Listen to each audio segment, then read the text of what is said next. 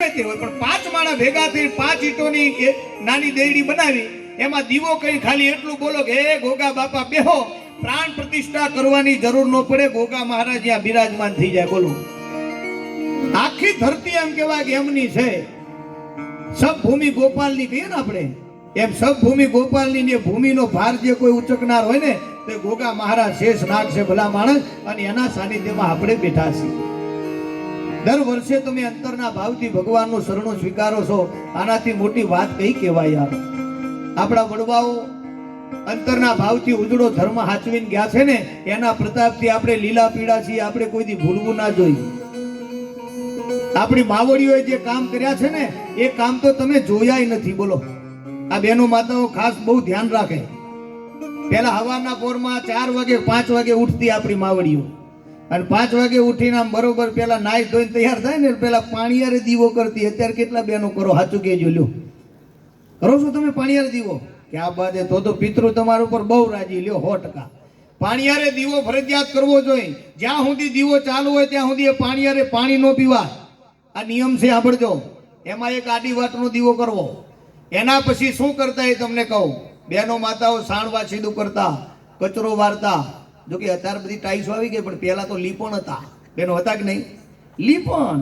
અને એમાં કચરો વારતા, પછી સાણવા સીધા કરતા, એના પછી શિરામણ કરતા. ઘરવાળા ખેતરમાં જાય તો પાછા એમને ખેતરે ભાત દેવા જતા, હવાનું શિરામણી દેવા જવાનું, બપોરનું ભાત દેવા જવાનું, કેટલું બધું કામ.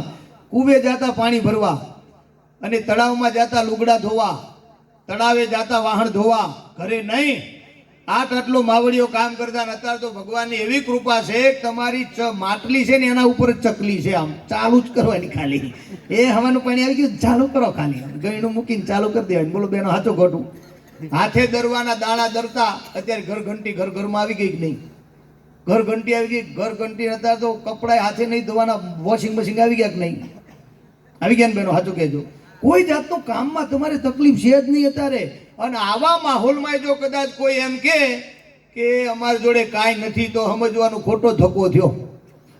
આ જીવન જ બેકાર કહેવાય. આટલું આપણું સુખ છે, સગવડ છે, અને એમાંય જો આપણે એવી ફરિયાદ કરીએ ઘરે રે મારી જોડે કાંઈ નહીં, બધુંય છે, તને સમજાતું નથી ભાઈ. આ બહુ મોટી વાત કહું. અને હજુ તો આગળ એવા મશીનો આવશે કે ઘરવાળાને આખા એમાં નાખવાના.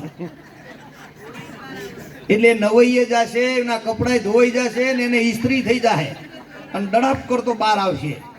હાચું કહું, એવા મશીન બનાશે હજુ. એમાં કોઈ ઘરવાળાને ઘરવાળીને બાજવાનું થયું છે ને,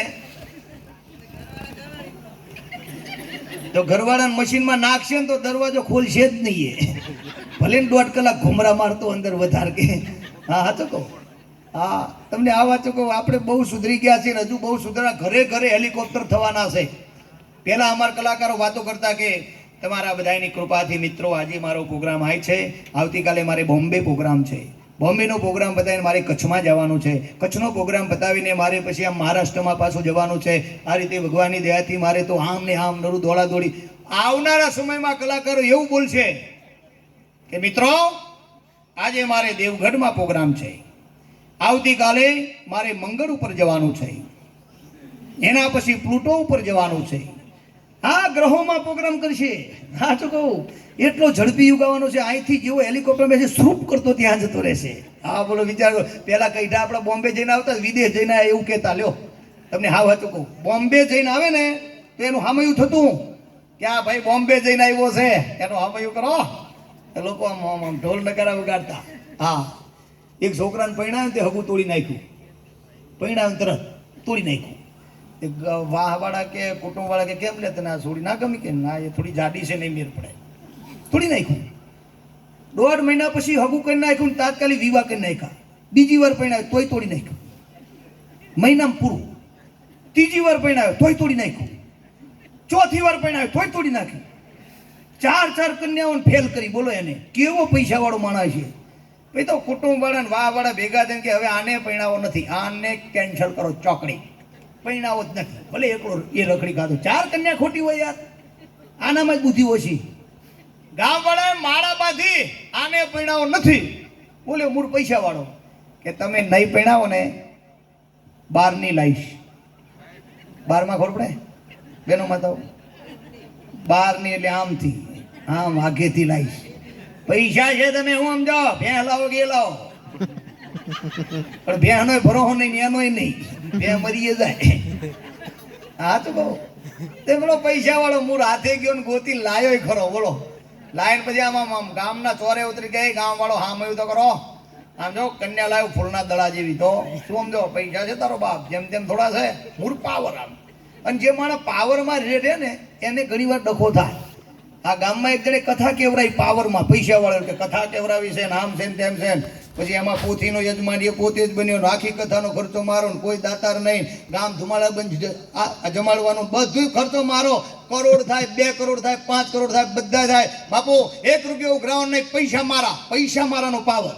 એમાં પોથી લઈને જતા હતા, વરઘોડો કાઢ્યો ને એમાં એક ઓટલો આવ્યો ને એના ઉપર એક જણે 555 બોમ્બ ફોડ્યો. જેવો બોમ્બ ફૂટ્યો ને આને કાનમાં ધાક પડી ગઈ, મેન યજમાનને ધાક પડી ગઈ, કોઈ બોલે સંભળાય જ નહીં. આખી કથા ગામે સાંભળી પણ એને ન સાંભળી. પછી કથા પૂરી થઈને તે પાછો પોથીનો વરઘોડો કાઢ્યો, એના ઓટલા ઉપર બીજાએ ફોડ્યો બોમ્બ, તે થાક ઉખડી ગઈ. પૈસા એને વાપરી દીધા બધાય, પણ એને કથા સાંભળવા મળી નહીં. કારણ કે અહંકાર માણસને દુખી કરે.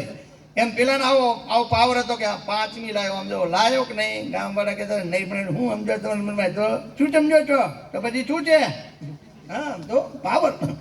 પછી કે હાલો કોઈ વાંધો નહીં, આપણે વરઘોડો કરો, ગુલાલે ઉડાડ્યો. પછી પહેલા તો આપણે જઈને મંદિરે દર્શન કરવા, તેમ દર્શન કર્યા, ઓલી બહારની આવેલી એને કીધું પગે લાગો, આ કુળદેવી છે, અહીંયા છેડા છોડી છોડવાના છે અને પગે લાગો.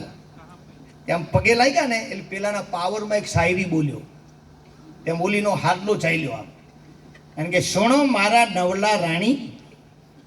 તો રાણી કીધી ત્યાં તો ઓલી રાજી થઈ, ભાઠામાંથી આયા ડાયરેક્ટ રાણી. બહુ સારું લ્યો, આ તો બહુ આપણી કમાણી થઈ ગયા રાણી. સુણો મારા નવલા રાણી, આ એક જ હાડીમાં તું 5મી આવી, તારા પેલા 4 ડિલેટ થઈ, રીતમાં રહેજે નહીં તો તું ડિલેટ. આમ ડિલેટ કરીને હાથ ઊંચો કર્યો તો ઓલી બાવડું પકડ્યું, બાવડું પકડીને એ શાયરી બોલી, સુણો મારા નવલા વર, આ છે તમારું 9મું ઘર, તારા પેલા 8 ડિલેટ થયા, તું માપમાં રહેજે ને તો હવામાં ટોપિયું ઉલર છે તારો બાપ. આ જેવા સાથે તેવાની વાત છે ટૂંકમાં. એટલે હંમેશના માટે એક યાદી રાખજો કે આપણે અહંકારમાં કોઈ દી ન રહીએ ને તો પરમાત્મા આપણા ભેડા રહેશે. આ 100%ની વાત છે. અને જો પહેલા જમાનાની વાત ચાલે છે મારા જોડે, એ જમાનાની અંદર આપણા કૈઠા બાબાઓ છે ને, એના હૈયાની અંદર માત્ર ને માત્ર પ્રેમ હતો સાહેબ. અત્યારે એક દુઃખની વાત એ પણ છે કે દરેક માણસને પોતાના પરિવારના સભ્યો જ ઘણીવાર ઓછા ગમતા હોય છે. આ બહુ દુઃખની વાત છે. તમે સાંભળજો, પહેલા જમાનામાં એક મા બાપને 4 દીકરા